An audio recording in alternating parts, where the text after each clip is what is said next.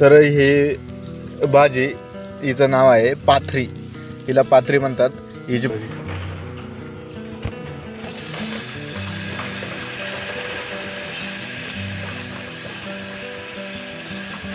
तर बघा आता. नमस्कार मंडळी, तर सर्वांचं स्वागत आहे आपल्या आजच्या व्हिडिओमध्ये. तर मंडळी, आज आपल्याला अशा प्रकारची भाजी इथून न्यायची आहे ती स्तनदा मातांना आणि जे अशक्त असेल आणि एक नंबर अशी खतरनाक अशी आयुर्वेदिक भाजी आहे. तर ती आपण ह्या आपल्या रानामध्ये आपल्या इथं शेत केलं, त्या शेतामधून आपल्याला न्यायची आहे.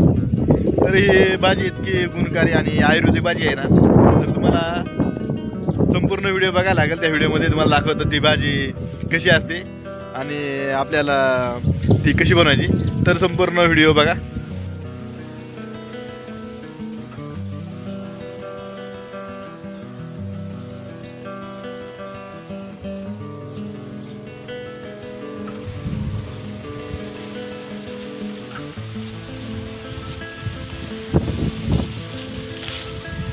तर मंडळी बघू शकता, ही भाजी आहे बघा.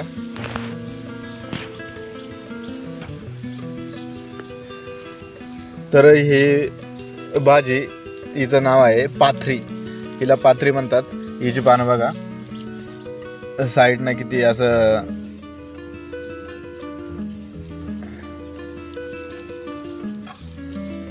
करडईसारखी पानं द्यायची, बघू शकता तुम्ही बघा.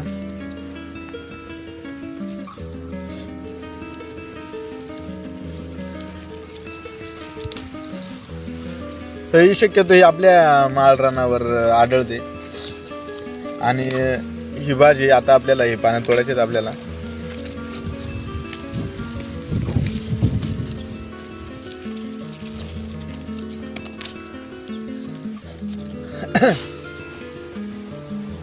तर अजून आपल्याला भाजी कुठे भेटते का बघू आपण. पाथरीची भाजी बघा, इथं पण आहे हे बघा.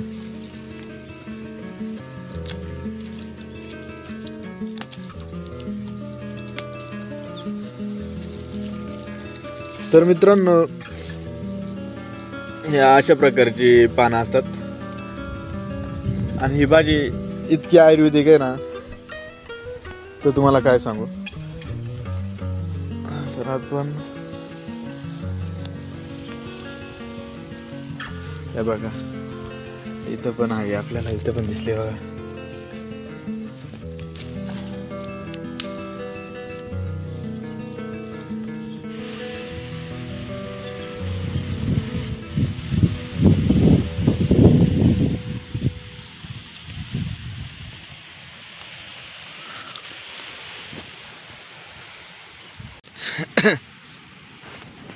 बघा, ही एकदम अशी नाजूक अशी असते ती, लगेच असं नुसतं हाताने धरलं तरी अशी तुटून येते ते.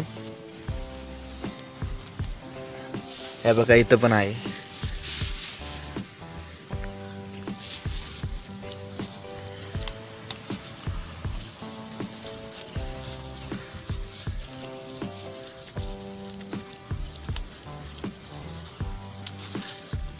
तर आता ही पानं आपलं घेऊन जाणार आहे.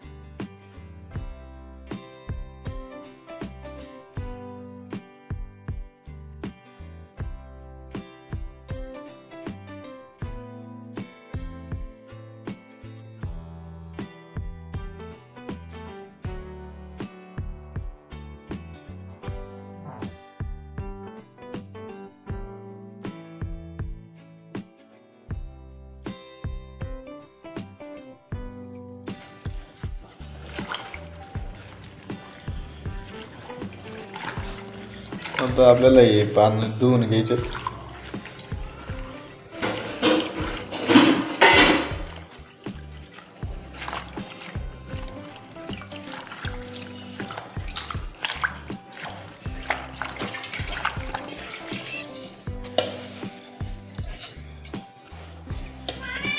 सगळं नावाची रोजी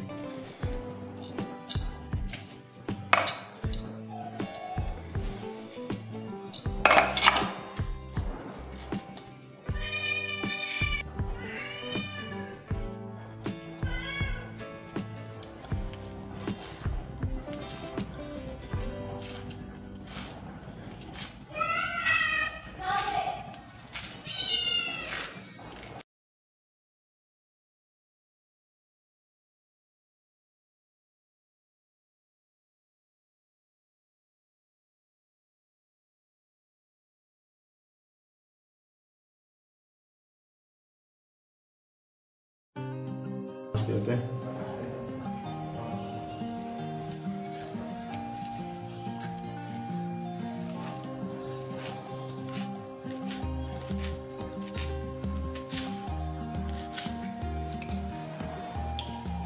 रणचूरमा ना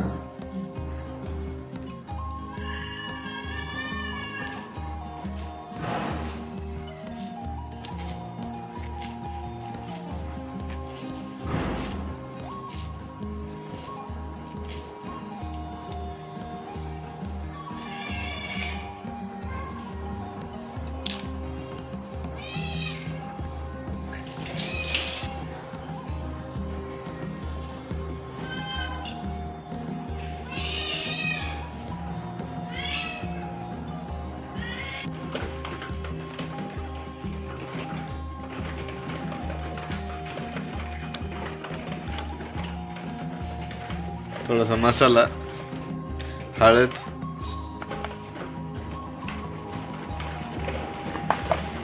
टाकायचं याच्यामध्ये.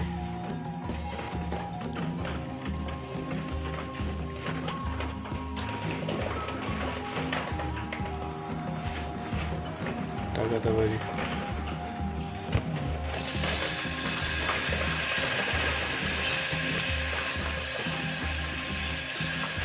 तर बघा आता आपण ही पात्रीची भाजी टाकली. आता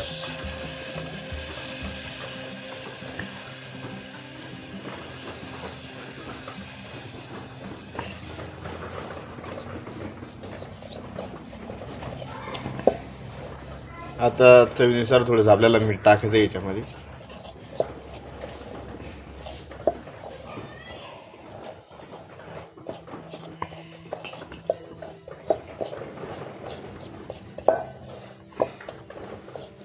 ही भाजी आहे ना, ही कप होत नाही ही भाजी खाली तर.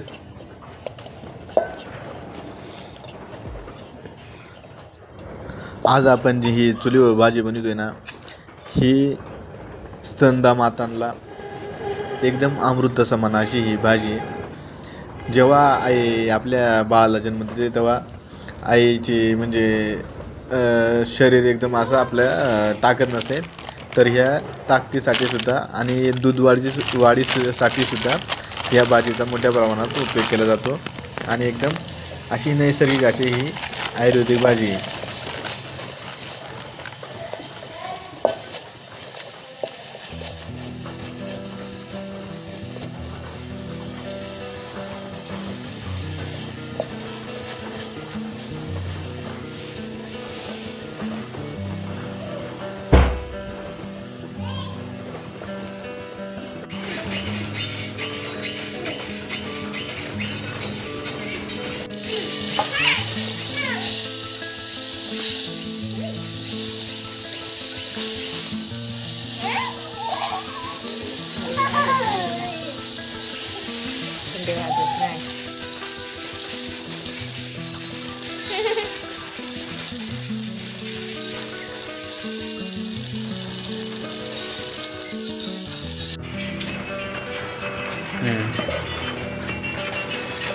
हे बघा आपली भाजी तयार झालेली आहे.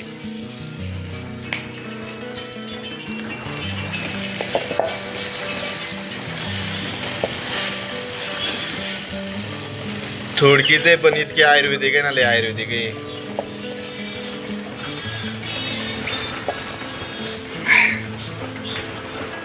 दूध वाढीसाठी पण वापरतात ना काही भाजी. थंडी लागत नाही. स्तनदा मातांना दूध वाढीसाठी ही भाजी खातात.